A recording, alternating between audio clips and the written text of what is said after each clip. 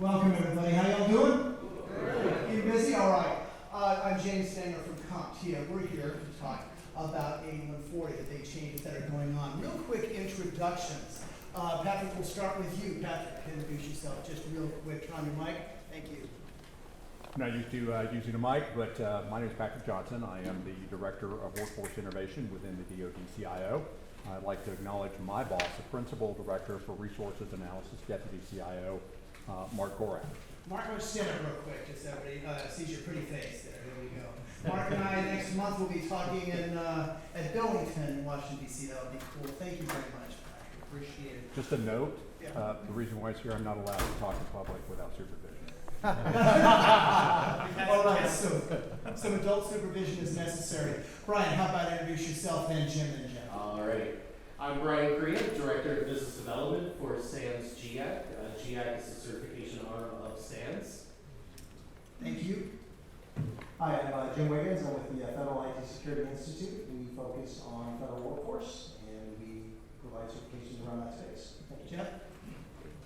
And Jeff Lees, I serve as the president of CertNexus. We're focused on vendor-neutral emerging technology certifications. Thank you. As Chief Technology Evangelist for CompTIA, I do a lot of work with CIOs and CISOs around the world talking about workforce, creating various things. You are looking, folks, at the training and certification industry. Notice the microphone here. For those of you who are standing up, you can keep standing up. That's great. There's chairs all around if you want to have a seat. So, folks, this microphone here is here for your questions. So we're going to start with a couple of questions. We're going to start by grilling Patrick here in a second. But we want to get your questions here very shortly. Also, you'll notice that with these cert bodies, CertNexus, Jim's organization. Jim, give everybody the name of your organization, Jim. It's 50 with the Federal IT Security Institute. And with GIAC and CompTIA, we also are members of an organization called the C3, basically a collection of frenemies, whether it be ISC Squared, CompTIA, GIAC, FITSI, IAPP, CertNexus, etc., that represent the industry. So what we want to do is move forward and talk about the changes with 8140. Is that why you are all here? Yeah. Anybody here for any other reason? I'm curious. Not sure I want to know. So, Patrick, let's talk about 8140 and see what's going on. I'll be right back. I just have to go to the restroom. I like that one. So, all of you, I know you're extremely interested in the 8140 when it came out. I'm sure you've all already dog-eared it, marked everything up in terms of your questions, and where do we go from here? 5 years in the making, trying to get that across the finish line. As you try to staff anything, just think about within your organization and then scale that up at the DoD level. When you create something by committee, you don't always end up with what you started with. That said, we listen to our stakeholders, that's you, and to the organizations, and one of the first things we moved away from is they said, there's only a handful of certifications we can use, this is too restrictive, this doesn't meet our needs, or it is not cost effective. You're killing us on cost. We said, okay, let's go ahead and open the baffles. And it's interesting, as we were doing this and developing it, administrations come, administrations go, and we have an administration right now. That administration is focused on what? Heavy focus on the workforce, in particular the cyber arena. Part of the president's agenda is getting good paying jobs out into the American public and working that up. And one of those avenues is in the cyber arena. And they have looked at how you can qualify the workforce, and we've looked at it. So even before they started that, eliminating the paper ceiling, a college degree or diploma, we looked at it and we said, we need to put on the table certifications, and a whole lot more than what we use. We need to put training on the table and make that a part of this process, both commercial training and military training. And then we looked at education and said, we need to count education. Why are we taking someone with a master's degree and then saying, you need to go back and take this basic certification, right? And then weigh all of that out. And on top of this, if you remember the old IA workforce, there are no IA work roles anymore. We built this on the foundation of our Defense Cyber Workforce Framework. And just so you know, it was once aligned to the NICE framework. We have diverged from the NICE framework and expanded. Eventually, and we'll work with our federal partners to try and integrate that into the NICE framework, some of the things we're doing. But for now, DoD's focus is on those work roles, and our search, training, and education are aligned to that. So if you're aligned straight to the NICE framework, ain't gonna cut it when we look at the DCWF. Right now, there is some synchronization still, in that we have 52 work roles that are closely aligned, but we've already updated 38 of our work roles to include cloud in the IT and cybersecurity arena and DevOps. Nothing has changed in the NICE framework since, I think, 2017. So, and we've added additional, so we have control systems. That's a particular work role. It's a big deal right now. And then we've added AI, data, and software engineering, working across with R&E and the CDAO. That gives us 71 work roles and counting. Now, what does that mean in terms of qualification? If you go out to our website right now, we're redoing a lot of different things, but if you look at our training matrices, you'll see a course selection and offering that is, frankly, it's not good. So being able to align, right, most of you are sitting here, well, what do I need to get qualified on? How do I get qualified? We're starting to lay those tools down.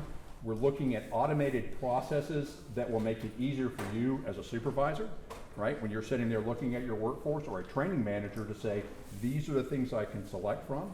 So instead of having a work role, so let's take a 621 software developer, and say only these things will qualify You said that. 621 software developer? Mhm. Just want to make sure everybody heard that, so go ahead. Hello? So if you have a 621 software developer and there's only 1 or 2 offerings, that's not acceptable. For each work role, I should have 10, 15 different offerings, both in training and certification and education. How do I do that? Currently, we have a manual process. Brian can attest to that. So much fun to go through. It takes about 6 months, and you can do about 60 to 100 at a time with a third-party assessor. So we've got to automate that and speed this up. I am glad to announce that that system, relying on AI, has been turned on. The cert providers are already starting to go in it. Within the next 2 weeks, you're going to see, at least from the industry side, my vendor side, you're going to see a press rollout and an announcement. Training will be able to start putting their offerings in on the 18th. And then going into September, October, we're working with our partners on the university side, our CEUs and others, to start putting education offerings in there. And having a massive course catalog. I want thousands of offerings in that course catalog, so my stakeholders can go through and check, select, and pick those that fit their mission, their residential requirements, and drive on. So those are some of the really big changes in 8140. I know everyone's looking at in terms of when that clock starts. I don't know, I've seen some organizations say, well, we've got to do this in 6 months. It's not what we put in the manual, so if you want to do that, that's your business.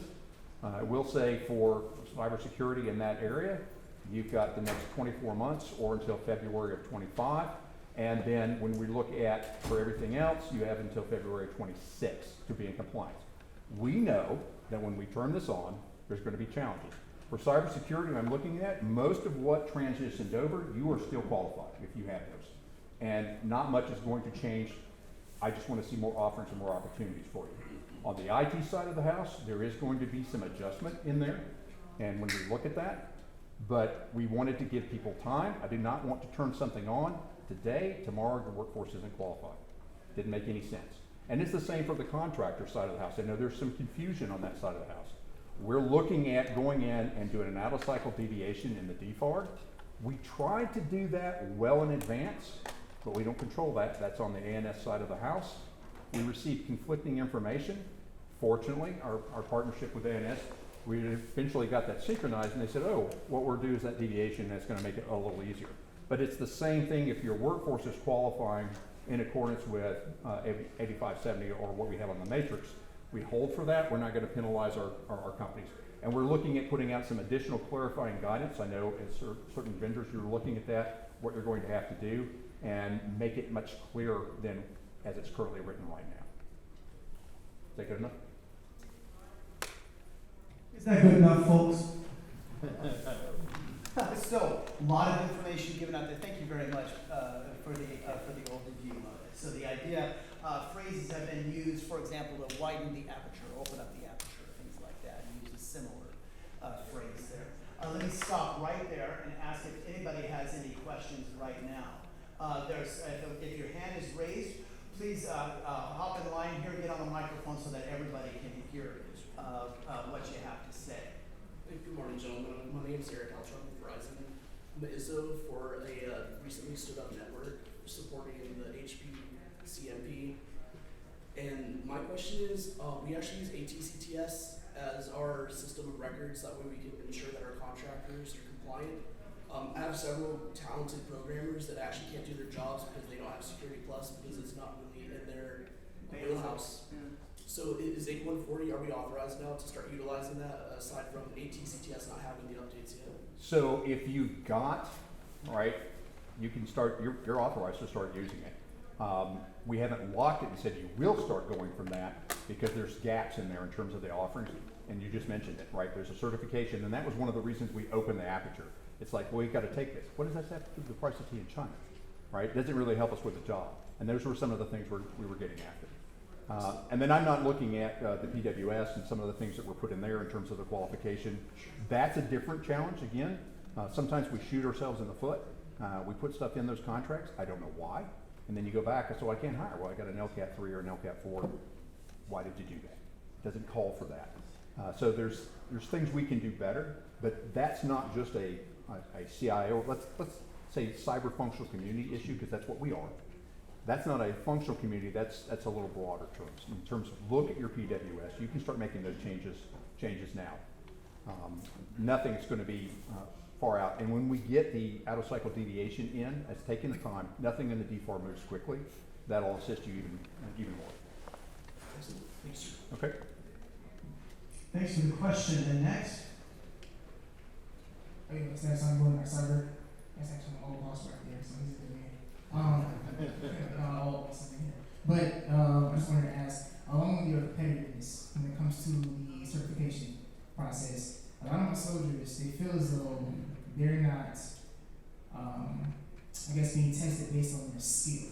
I understand knowledge is a huge aspect of what we do as IT professionals, but we're more so doers, and that's what we do in the Army, that's what we do in the DoD. We get after it, right? So when it comes to competitiveness and when it comes to being selected for certain things, do you all feel as though you're going to make modifications on the testing based on more hands-on, or are we going to continue to have more A, B, C, and D? All right, I know what I'm about to say. Some people will receive it positively, and some people will probably not receive it positively. You're going to receive it positively, all right? So, prior soldier for life, and I too learn best by doing, right? Don't give me a book to read. I'll read it, but let me take me out and put hands on. And what do we call that? Performance-based assessments, right? I want to test you in an environment that you work doing the things you do on a daily basis. Can you do that? Then you are qualified to do the job. It's just that simple. And I think my partners here at the table, even our cert providers, are looking at those things, not just because it's not just certs. Take the test, go to that, and get the certification. It's certs, training, education. And the last piece I didn't mention, in certain instances, experience. So we want to combine that. We're not there yet, but the technology is there right now. Acquiring it and creating an enterprise approach to administering is a little harder hill to step over. But being able to set up those performance-based evaluations where your workforce, your soldiers, go in and qualify. Not only do they qualify, just like when we have proficiency levels within the language, and you're familiar with that program, you should be able to qualify at different proficiency levels. Remember, 8140 has proficiency levels, basic, intermediate, and advanced. What does it look like in advanced? If you look at the NSA workforce, they have similar, I believe it's basic and a journeyman and master. And I can tell you on the master side of the house, especially when you're looking at our CMF, our IONs and others, those folks, we can probably count them in a bucket of less than 100, all right? And that's the kind of thing you want to distinguish. And then what we can do, both on the military side of the house and on the civilian side of the house, then untie our incentives if you take that next step? Because that's another thing your soldiers talk, well, if I take this and I do this, why, I'm not getting paid anymore. What's the reason for me to take that next step? So we're tying all of this together. And 8140, the DCWF, this is part of a larger workforce strategy that we have implemented, and that rolled out in March. We just rolled out August 3rd, the implementation plan. This isn't, so many of our strategies are designed to set on a shelf after they come out. You get past the executive summary, I learned this from my boss, why do I want to read any more of it? So we wanted it to be very clear and salient. So you looked at it and said, okay, I see where you're going, and then the implementation plan would start putting some teeth in it and really start doing talent management. And this is part of it. Creating ways for your workforce to get certified where we can honestly look at Congress and everyone else that says, well, how do you know they know how to do their job? I set them down in front and they showed me they could do their job. Now, there was a part of the question, you can sit down if you want, but we want to make sure. I was just gonna say thank you for going forward that way, because a lot of us that are crossing over to become warrant officers, we're starting to see how it's effective for us. And like I said, more of us want to be doers instead of readers, completing an exam, and then putting some way our skills aren't being utilized. Brian, thank you. Brian, as far as the knowers versus doers kind of dichotomy here, what kind of words do you have about that? So it's interesting, I mean, in certifications, sometimes in the past, there's always been the belief of we test on knowledge, not necessarily on skills. That has been something that we've been working really hard on. I mean, I'll confess it's not easy to do. There was no technology that was available to do like a doctor of a brain surgeon. So pretty much we had to invent that in-house. We do have a system now, it's been in existence for about, I'd say about 3 years. And so once the technology existed, it was a lot easier to add it into the certifications. So it's called CyberLife. So it could be like go into a VMware box and do the following 8 commands. But it really is testing on the skills. So we offer, and I know all the certification bodies are doing that more and more every day, but we offer like 45 certifications. So it could be for a security architect, a forensics analyst. But what it is it's now going in as a forensics analyst and going in and actually doing activities and now going in and doing that. So instead of getting like a multiple choice, for example, it's now do the following exercise. And so it's something I think the market has definitely wanted to see. It's, it's something, it took us a little bit to crack the nut, if that makes sense, but we're there. So hopefully you're gonna see that more and more every day. And I know we're really looking forward to it because it allows us to kind of divvy up more on the work roles. So, and now look at the different roles that are out there, whether you're a threat analyst or, some of the very technical, even if you're just a manager, right? CompTIA, we led the way there. There's an association called the Association of Test Publishers. They basically have forgotten more about doing hands-on stuff that people will never learn. We led the way, and they've been working with us. We've had performance-based items in our certifications for the better part of a decade. And James, if it's fair to say, there was a little bit of an education system, so we're all accredited. So the accreditation body, there was some pushback on that. In other words, those accreditation bodies we're experiencing the same challenge in terms of how do we take these. So if I have, let's take something like the NICE challenge. Everybody's familiar with that. Mm-hmm. It's basically that concept that was developed in conjunction with the CEUs. The government helped fund that, DoD did. And if you're looking at that, now how do I put that against the accreditation body for a national and international accreditation and check off on it? So I'm looking for some different answers in approaching that because it's absolutely necessary that we do that. And I knew our cert providers were also moving in that direction, right? We want to say we're moving in that direction. We've already moved in that okay. Have moved in that direction. Not everybody has done it, but bringing all that online, I think will be a huge benefit to the workforce. That's a great question. Additional things, Jeff or Jim, about hands-on versus knowing or whatever. I just wanted to mention, we're seeing a lot of interest in cyber ranges, which is really kind of a set of tools that facilitates a lot of that exploration and building those kinds of skills that you guys are talking about. I think we're going to see a natural evolution in the industry as cyber ranges continue to evolve. That it just makes sense for the assessment community, us up here, some of our other partners, to really start to then build that back-end piece to leverage that technology. So I think it's been in the works. Everybody understands, and everybody's moving in that direction. I just wanted to mention that relative to cyber agents. Thank you very much. Jeff? Yeah, and just to add on, we agree, you need to be doers, right? Ultimately, it's a performing a job role. You need to be able to exhibit some knowledge or perform a task, or utilizing the skill. And that's how all of us build all of our certification against job roles with professionals in those job roles, and we identify the tasks. We do what we call a job task analysis. So what is the work someone needs to do on a daily basis, and then what are the knowledge and skills that they need to be able to utilize those? Are certifications exams perfect? No, they're not. They're one tool that we can believe that can help assess and validate, again, skills and knowledge to ensure that people can perform in a job role. And the other thing that I would note is that all of us, although our training organizations are separate from the certification exams, all of them typically are very hands-on intensive, because we agree, if you just go through and essentially, like someone would just, we did, and you all did in high school, right? We took exams and we were able to regurgitate knowledge. That's not the true measure of skills and knowledge, right? It's the ability to do, and ultimately that's what we're attempting to test. Can I add one more thing, guys? Yeah. So I just want to piggyback on what Jeff said. One thing I do want to mention too, though, is when it comes to assessments, the thing I think is important for us to understand is that they're an audit of somebody's competence. Can they actually do something? And so, there's oftentimes an expectation that a certification should be all things to all people and should be able to demonstrate that somebody can do everything. But in reality, they're really just small audits, or they're small kind of subsets of somebody's capability. So I just want to mention that I've been in this industry for 25 years, and certifications for years and years have always been looked at both positively and negatively, and some people have certain kinds of expectations about what they can and can't do.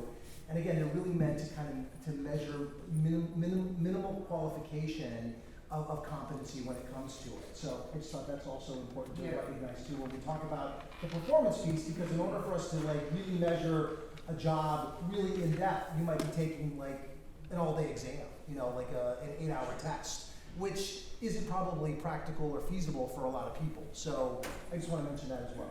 Thanks, Jim. I was going to say, in some ways, the way I do the comparison is, and I apologize. So think of it as like a doctor. So when a doctor gets a license, doesn't mean they're the best doctor in the world, doesn't mean they're the worst doctor in the world. What it does is, though, when you go to a doctor, right, you want to know that that doctor has a license. No different than like a CPA for an accountant, no different than if you're a lawyer, right? It's now testing. So even think of James came up with this idea, which is a driver's license, right? We all are required to have a driver's license. Doesn't mean you're the best driver in the world, doesn't mean you're the worst driver in the world. But I think it's pretty darn important that we all have driver's license, right? That we understand what a red light is, what a green light is, all that kind of important stuff. And that's what certification does, is it builds a skills standards, right? So in skills standards, for example, in the accounting world, if you look at on Wall Street, when they do reports and stuff like that, they require CPAs, right? Because they want to make sure that they have the skills standards when they're being audited. It's no different here in cybersecurity. Yeah, I'm the worst driver in the world. And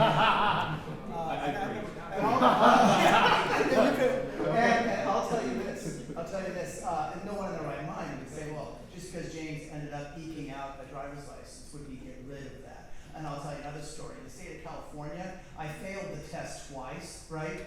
And the lady asked me the question twice that I got wrong, and I answered it wrong twice, and she looked at me and smiled and said, well, you're cute, you pass. And she wrote How about that for a story? Question. That's funny. And I've got my USA app judging my driving for a discount. This is just very exciting. I mean, I've been watching the 8140 journey all the way back to 2018. So it's very pleasing to see how it's evolved since then. And so I've got a lot of questions. So I'll just kind of dig in, and I hope it's beneficial to the audience as well. If not, they'll be throwing things at you shortly. Right. That's okay.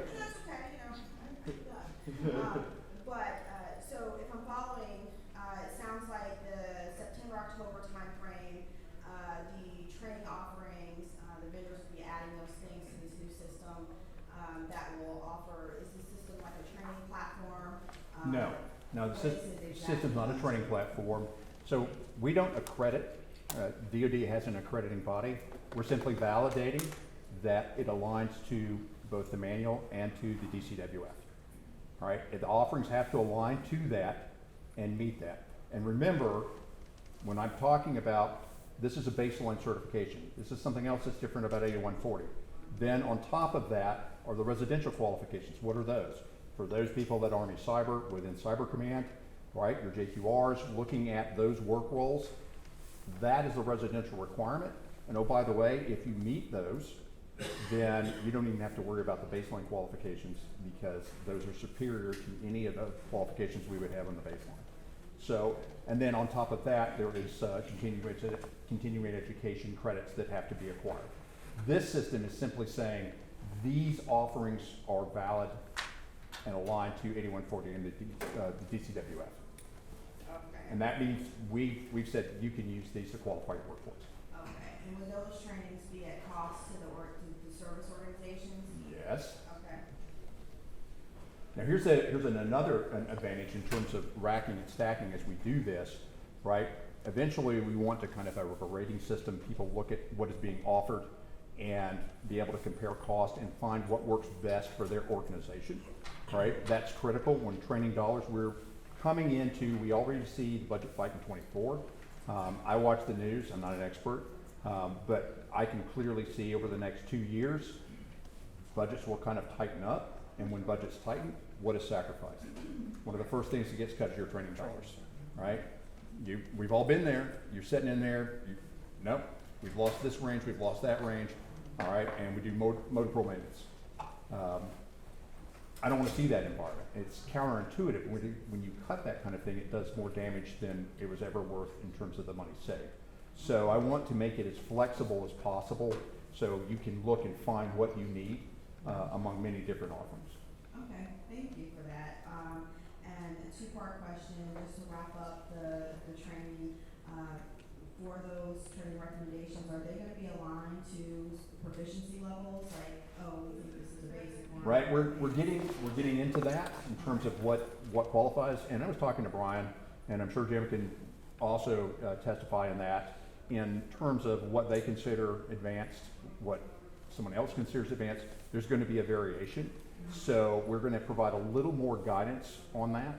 Originally, we left that open to the services, and the services insisted upon it. Why? Because remember, work roles are assigned to positions, not the person, to the position. And if we dictated to the service that that position needed to be advanced, then we're dictating what training dollars and the cost that go with it. It's the service's responsibility to do what? Train, man, and equip. So, services wanted that flexibility, we gave it to them. It's ironic now, they're coming back and saying, well, this isn't very specific. You asked for it. Knew it was gonna happen. So we're gonna go back and give a little clearer guidance, but we are looking at that too.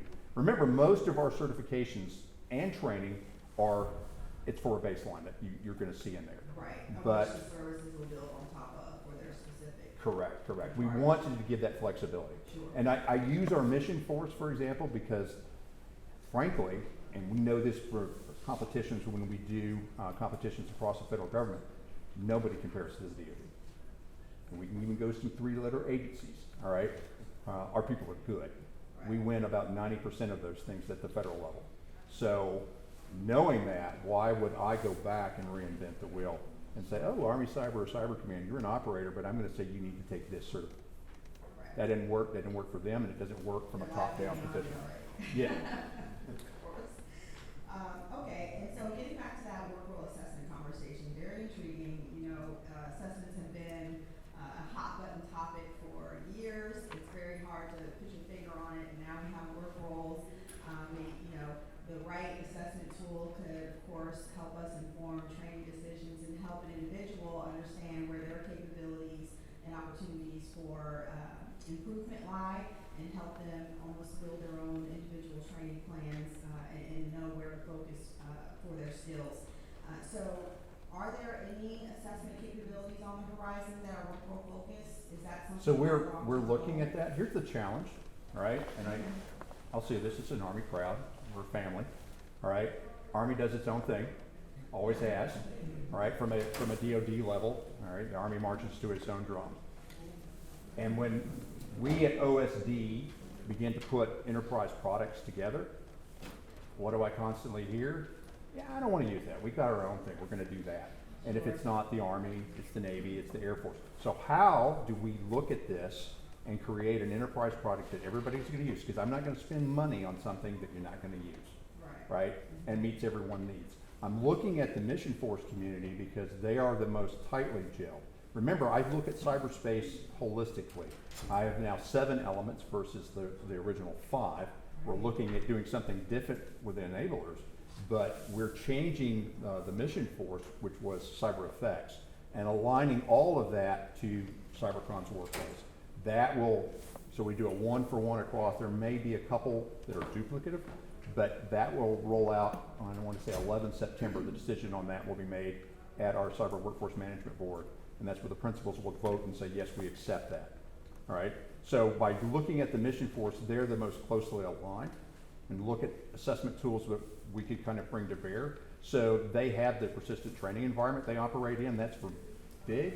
How can we provide assessment tools in others that operate outside of the classified or secure area? So you're looking at a team lead, you can train your team on areas that they're weak in. It doesn't always have to go into a classified arena. It's the skill, the capability. You look at your teams, and we're in these competitions and other things, there's always 1 or 2 that are carrying the whole team. You want to train that team so everybody operates at a certain level. Okay, well, thank you very much. I appreciate you entertaining the questions. Okay. Thank you very much. Sure you didn't have any other questions?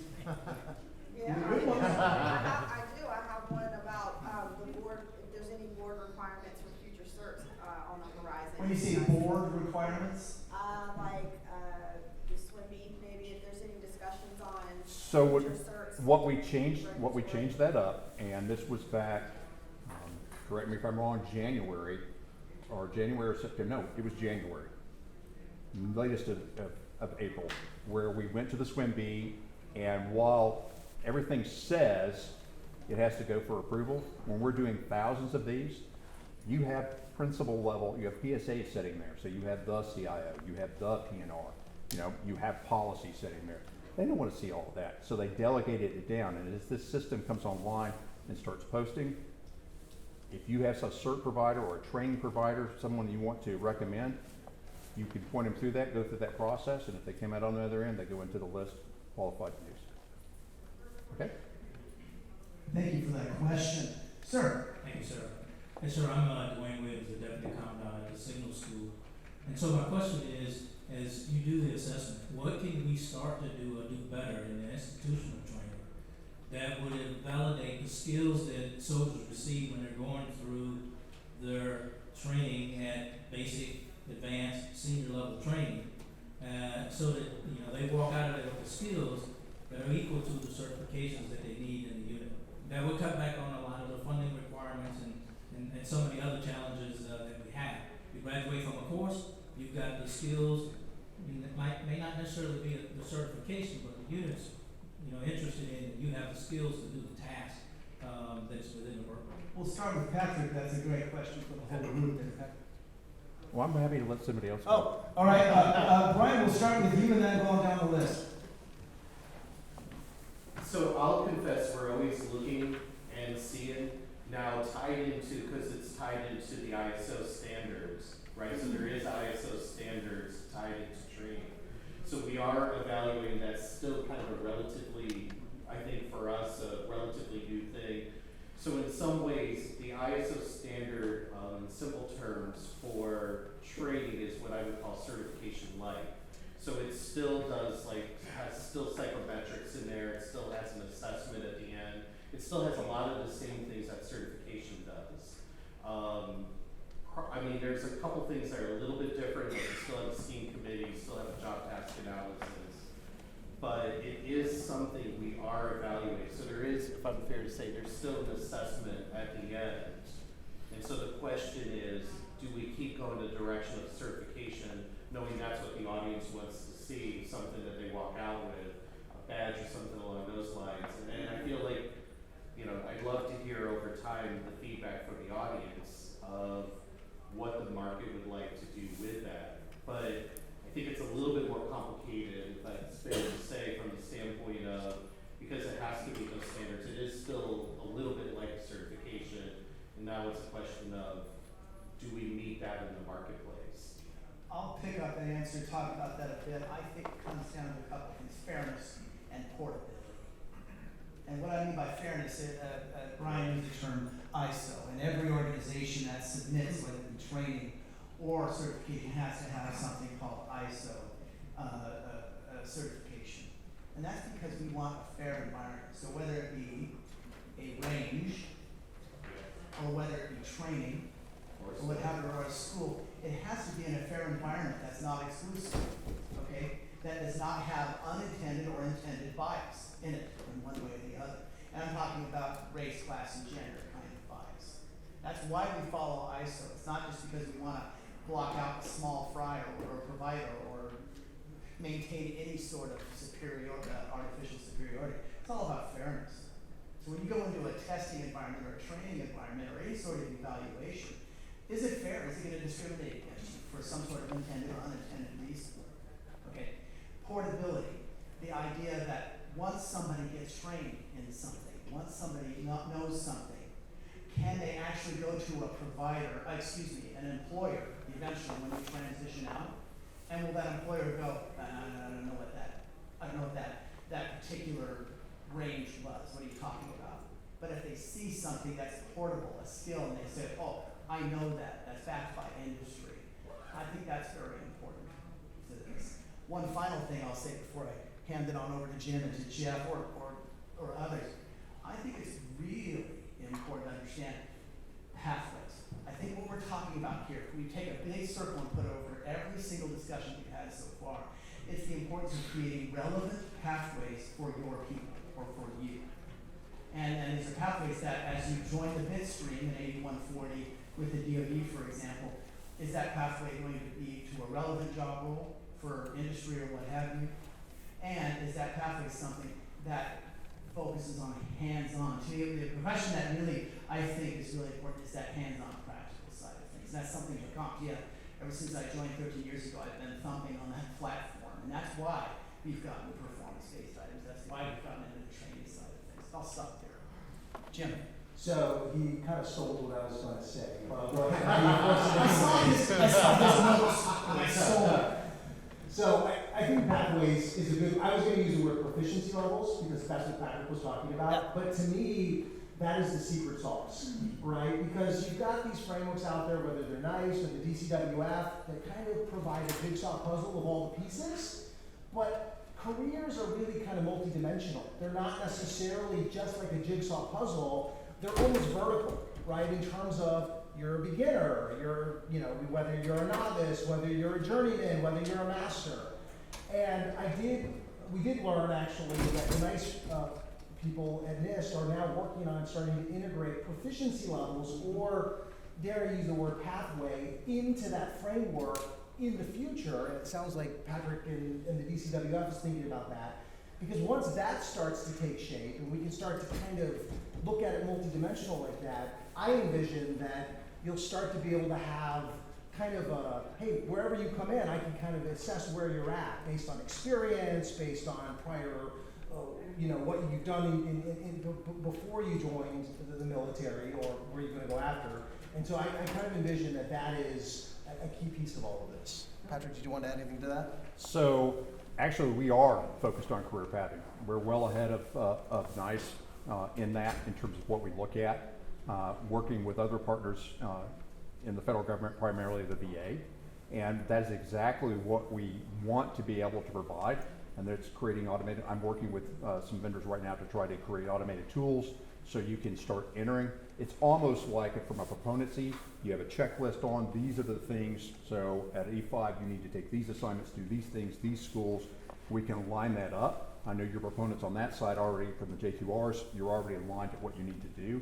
But I think what you were really talking about from a training perspective, what can we do so when they arrive at the unit, because nobody shows up day one ready to get on the network. It's just not gonna happen, all right? So there's different things, but there are things you can do to kind of cut that time. So if it takes 120 days or 180 days to make him fully operational. If you can cut that time to 60 or 90 days, that is a significant savings in training and time and dollars. And we could actually be more than happy to kind of talk to you. We normally work through Army CIO and the G6 in terms of trying to reach down to the school, but I'd be more than happy to talk to you in terms of some of the things, what aligns to help with that. I look at the service training offerings. We're not going to be super critical because you've taken the time, you said it's aligned to our mission, your mission, you know it better than I do, and then you've aligned it to cost, capability, and what you need. I'm not gonna come over top of that and then weigh it down. That wouldn't work. The Army wouldn't adopt it. It's just, these are the things that align, these are areas we could tweak. Be happy to kind of look at that and partner with you on that. Yeah, no, you hit it, because what we really would like to be able to do is when the soldier shows up, let's say from advanced individual training, Absolutely. and 19 weeks of training here in Gordon, that they're ready to do that level task on the network at the unit, and there's no additional requirement for the unit to provide additional training. That's already happened at the institutional school, and those basic skills can be performed by the soldier. Kind of back to your analogy on the driver's license. You get a driver's license, everybody's the same. It's not really fair because there's a new driver and then there's the one that's been doing it for 25 years. Yeah. So we're focused on Yeah. the brand new driver, the brand new network operator, what little functions they need to be able to perform. We can train those in the school so that when they show up, they're ready to go. When they come back for advanced level training, we can provide those additional skill sets at that level, on and on and on. And so that journeyman's path is helpful in determining what training they need to get, especially we look at the tasks that are approved by the units that we need to train inside the school. I'd be happy to talk with you about Interesting that. to bring up, it's not a linear process. Yeah. So I was gonna say, it's interesting, so we have a new line of advanced certifications. So that's kind of made more for what I would call like the Top Gun, for example, or either Navy SEALs or something along those lines. What's interesting about that is it does get a little bit interesting when it comes to the ISO standards. So right now, I can't make those into ISO standards.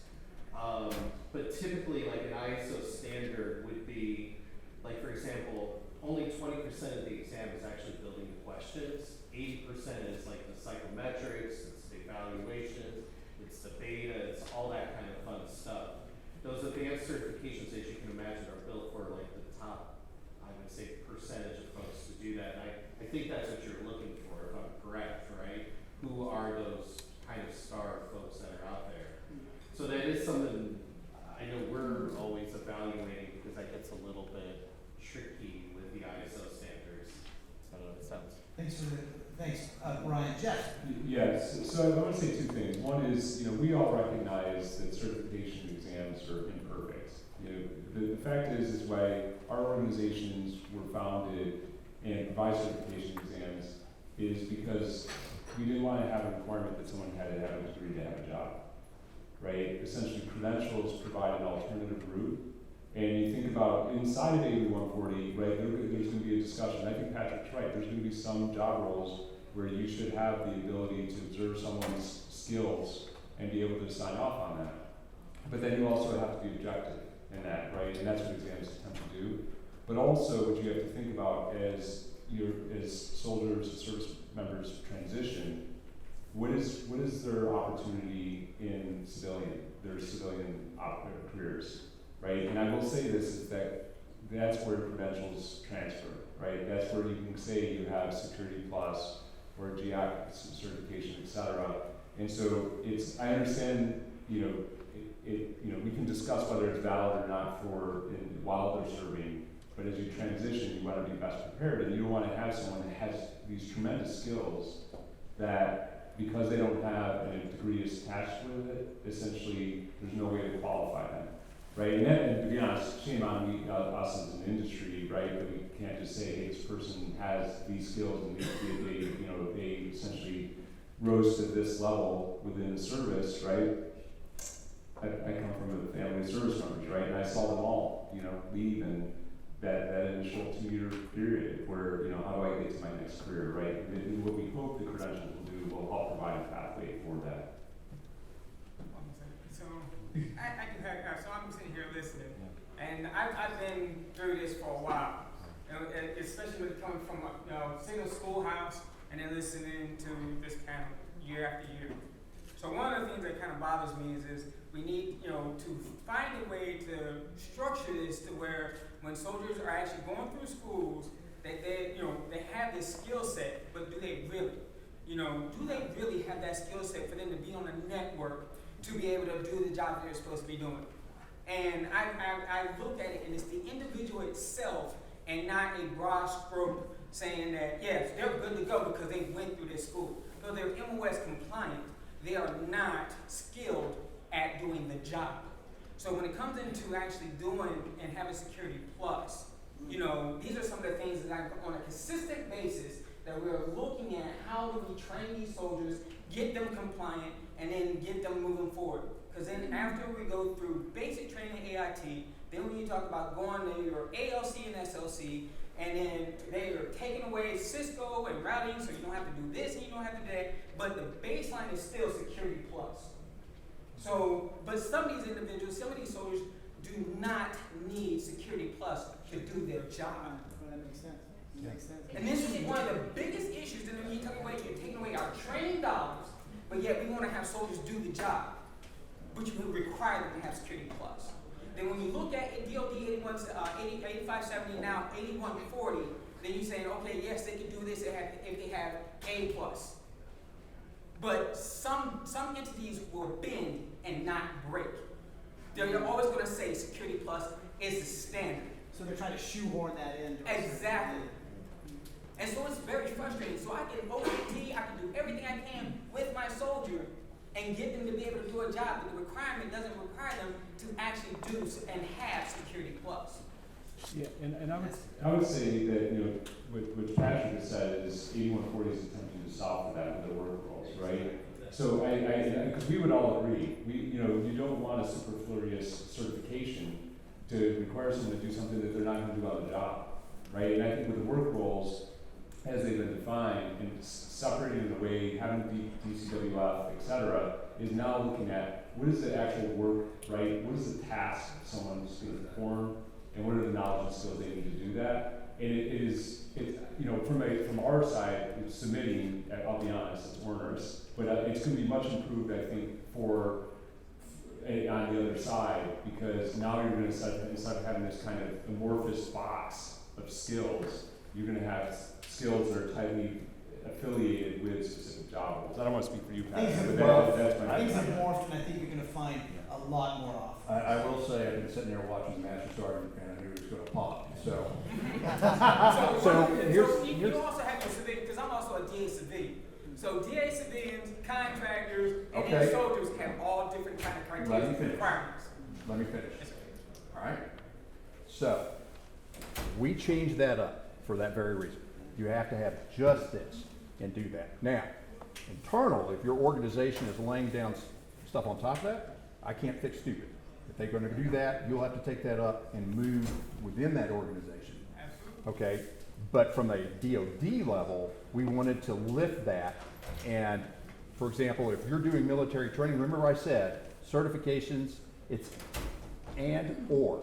Okay, so it can be certifications, it can be training, both civilian and military, and it can be education, and in certain instances, experience. So their experience piece is coming along, we'll be publishing that, and that's goes back to that we wanted to limit that because there has to be a standard. Everything can't be a check ride. I've been there, and I've had a supervisor, I used to be on the intel side of the house, I went to him and said, how long have you been here? Well, let's check this and this and this and this off. I'm like, okay. I'm not going to argue with them, but I see exactly what you're saying. So it doesn't eat up your training dollars. So if you're a training NCO, you're running the 3, you can get down into that and start saying, well, we're going to use this. We find this most effective, and I don't need this portion of the workforce to solely be C++. So I really understand that, and have moved out to make that. And that's why creating the offerings, the system's on right now. For the cert providers, training providers on the 18th, and then before the end of the year, we'll start pushing the education in. So when you do go online and then look at the training metrics, you can say, hey, I want to qualify my workforce on this work role, what are my options? instead of just being force-fed that one option. And if you're still getting that and say, no, they're holding, services can add too, but if it's unreasonable or in violation of intent of the policy, then that can come up and work up, and we can talk to the service and say, hey, why are you shooting yourself in the foot? And these are the challenges. And we know that when we listen and hear from you. We've got about less than 10 minutes. Thank you very much for that. There was a question. So I'm going back to where you said, services do their own thing. So what we've invested in for the civilian workforce so far is we're taking the government off-the-shelf software that's in Joint Command and Control Readiness Module, cloud-based, and we're utilizing that for our identification, tracking, and reporting requirements that we're doing. We've laid into that learning management system. So we've actually gone through each work role over the last 6 months with SMEs from all commands at the different proficiency levels, at the different functional levels for every work role, to line up training. I do really like the flexibility that services now have that they can going forward. So as we're coding TDAs and for proficiency and work roles and MTOs and PDs, the easiest thing for us is to look, are you actually trained already, right? Because that costs us no money. So do you have a cert? Do you have an education? The upskilling and reskilling training we have the capability to do. There are, as we've assessed every work role, there are some gaps in our learning platform, but our dashboard gives us the ability to incorporate authoritative sources to fill that gap. When we do have assessment modules on every training course to see if we're qualified and we can opt out of it if they perform well.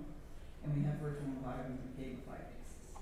So we've got about 20,000+ with primary and secondary, tertiary work roles that we're doing the civilian workforce on. Look to have that out. I think we're going to launch in about 6 months because we're going through the automatic process right now. Excuse me, to get this on CR. The one thing I do have concern about is the certification piece, and I want to make sure I'm clear on that. Because as I read in the reg, and you kind of answered the board requirement, but that was more from a vendor perspective. Are we using a vendor? Is it accredited? Are you going to mandate any work roles require certifications across the services? Because we can track those in the system. I just want to know if I've got to invest there or not. No, I'm not going to mandate certain certifications. We have moved away from that in terms of the mandate. Now, there is multiple offerings. It'll have to align to one of the 4, but I'm not going to mandate that. Okay. And so what I see is we identify who's foundationally trained. Then we also look at the residential, specific mission requirements for each command to do, right? And tracking on the time frame that. As far as data flow into your health of the force tool, with the advantage of right now, we have access in my office to all my team members do. We have the ability to push from our dashboard. Will you be accepting into the Advantage site? Because you've got the requirement right now, PD, personnel systems coded, and TDAs, MTOs coded. Are you going to be incorporating in qualifications of the person actually sitting in the seat? So we will be incorporating those fields into Advana, creating that. The question is, each one of the services are running their own LMS. Each one collect that data in a particular way. So we're going back out, matter of fact, in the next couple of months and saying specifically, where are you putting this information? Here are the fields we need to filter up to Advana and then push that through. Right now, everything's tied to systems of record. So we're in the manpower systems of record, we're in the military personnel systems, and we're also on the civilian side in DCPES. So whatever training tool, we should be able to touch point that, and the idea is to remove the human fat finger from the process and start flowing that automatically in point. If it's out of a line or it doesn't line up, then we have an iteration process that we're going through right now. Look, on the coding front, it is a constant stare. In terms of your documentation, when you put together your documents, whether it's your MTO or your TDA, right, or your OG TDA, that documentation process is ongoing. It's updated every 2 years on a 2-year cycle. It can be expedited, but You don't just write a document and then it sits there forever. And it's the same thing in the coding. You have to constantly look at that because requirements change from year to year. And so you have to constantly stare at that and make sure that workforce is coded correctly. And when we start basing incentives and other things on that, that becomes critical. You want to make sure that you pay everybody that needs to be paid and you're not paying people that don't need to be paid. Yeah, our intent is to upload every 2 weeks with every pay system. We've already got that for by charter and there, so. Super. So we're working on it. And then the final question is, and I just lost my train of thought here. It's something we could discuss, you could discuss offline, I suppose. Yeah. For the qualifications and qualifications, that also coming in 20 hours annual after you meet the foundation requirements. That 20 hours annual, we're looking for a push for that as well, so that. Right. And I don't know how complicated we'll make that. It depends on how you record it in the system. And there'll be additional guidance to assist with that, what qualifies, what doesn't qualify. We wanted to give as much flexibility there again to the services in terms of you decide, that team leader, that commander, that director, that manager decides what they need in terms of the individual development plan and what should be counted. Thank you. And I think that'll be the final question here. Hopefully it's halfway decent. Question on just annual qualifications. So Patrick, you talked about the diversification of qualifications. So training, education, and certification that they would have to, they can pick and choose what fits best for their role. Going back to Mr. Williams and what he asked about, soldier goes through AIT, successfully completes, so on and so forth. Today there's a continuing education component for 8570 that every 3 years, basically, I use the term loosely, requalify, recertify. How's that going to be done under 8140? So that's under the continuing education. So it's, I want to say 20 credit hours that have to be acquired. And that in terms of, so for example, normally you receive, 3 hours for attending an AFCEA conference. It'll be along those lines in terms of how you acquire your credit hours. And so, I'm sorry, will that be standardized? So I go through AIT at the Signal Schoolhouse, I don't get any commercial certification. Will the expectation be different through that educational component? It is. I'm talking about something different. Now, if you did go out and get a certification as part of that effort, I'm absolutely happy with that, and we can kind of work that. Gotcha. There will be a certain amount of standardization. When I say certain, here are the guidelines, because the tighter we lighten that up, then we start getting complaints. These are the things, well, now I can't use this and I can't use this. Now I can only do this. So I want to provide maximum flexibility in how you determine that as a service or as an agency, right? These are the things I need them to know. And as long as it fits within that box and it meets a certain amount of criteria, then it qualifies for your continuing education. Thank you, sir. Terrific question. Thank you very much. We are pretty much out of time. Thank you very much, Jeff, Patrick, Jim, and Brian. And thank you all for your questions. Talk to you later. We can talk to you offline, etc. Thank you so much.